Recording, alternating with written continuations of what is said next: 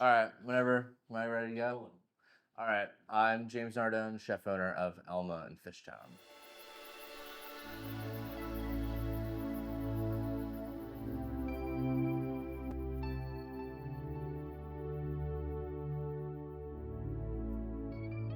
Sorry, I'm like things are crushing. Yeah. So, philosophy behind what we're doing at Elma is, and behind the cooking, the philosophy behind the cooking at Elma is we are trying our absolute best, right?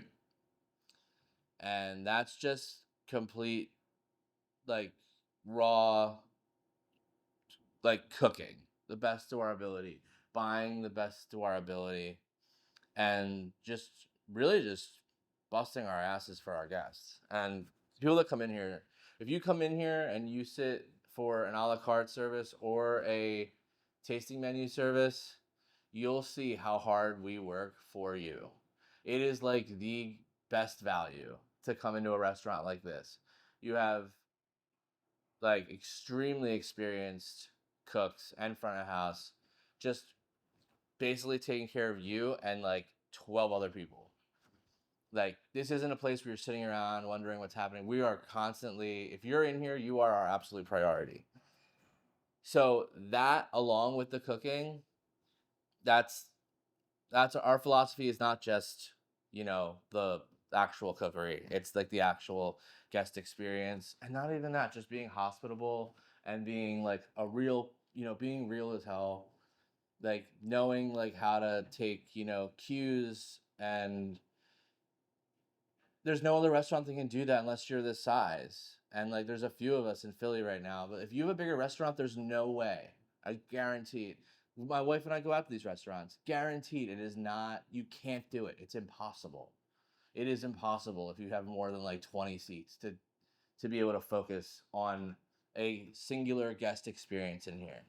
Sorry, we've got some cell phone activity. I need it because I need those guys. They're working up there. We'll talk about that.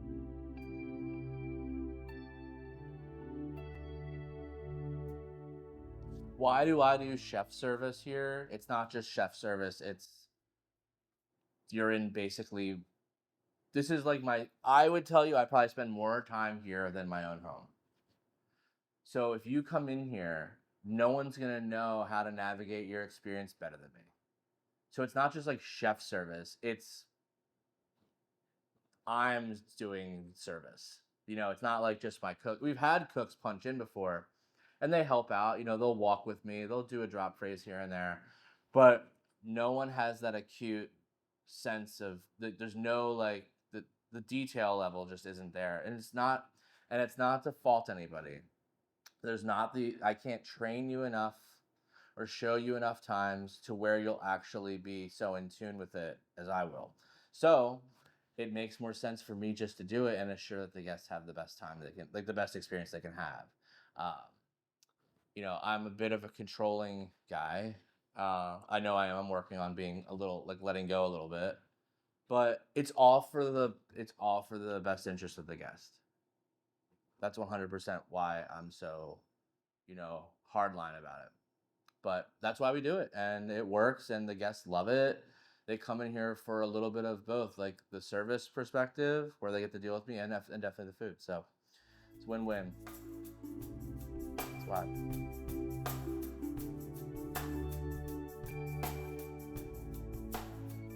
So future things I see happening at Elma. Um, in the short term, we need to get our hoods fixed again. Um, they're working on them right now. They're up there. Um, that's the big thing, is like making sure that the infrastructure of this place is like sound, because it is such a tough place to keep running so tight. And it's every little thing that goes wrong from a utility perspective in here, everyone feels the repercussions of it, specifically the guests. And to be like, hey, sorry, our thing's busted or this is wrong. Dude, I will never. I can't. I hate making excuses. And it's like, here, let's start over from the top. I don't want to talk about that. So future things happening with Elma is pushing a la carte all summer. It's been a hit off the bat. Um, we are crushed right now, and it's great. I love it. It's bringing a new life back into the like. We never like lost a life in this place. It's been like we never really lost excitement or anything like that.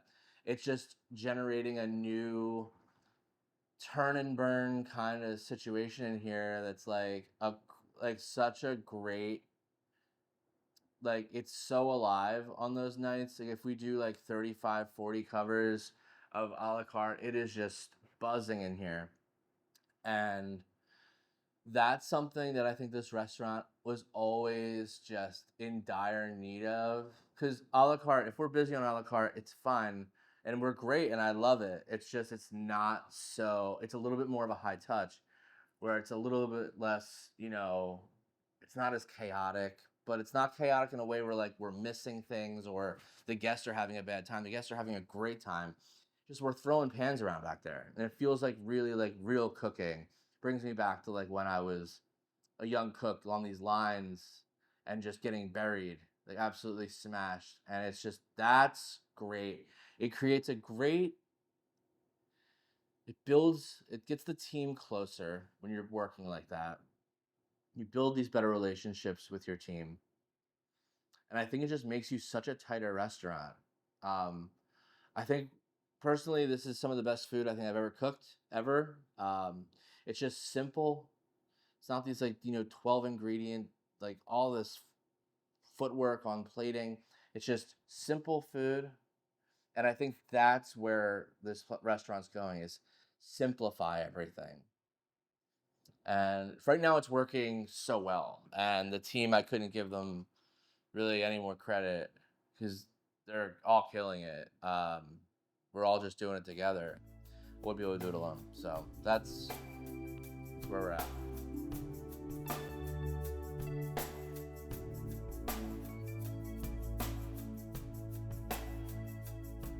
My favorite sauce is.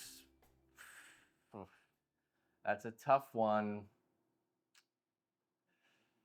I was thinking about this all night. I was trying to think of a sauce like my grandmother cooked. I'd be like, that's so cute, but I can't really think of one. It's on our menu right now. Au poivre is probably up there. It's probably one of my favorite sauces. Um, I love.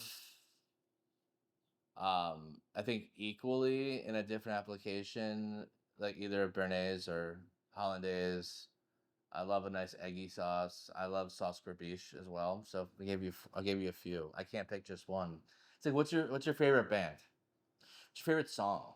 It's like I'll give you like five, dude. So and it depends on the weather. It depends on how I'm feeling. I'm like a piccata sauce.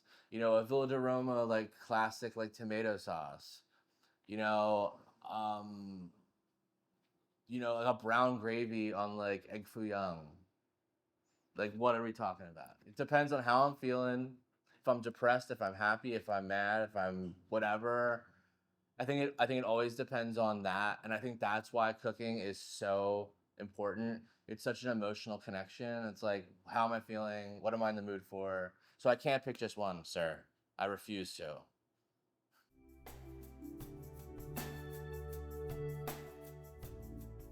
My grandmother, duh. Elma, of course.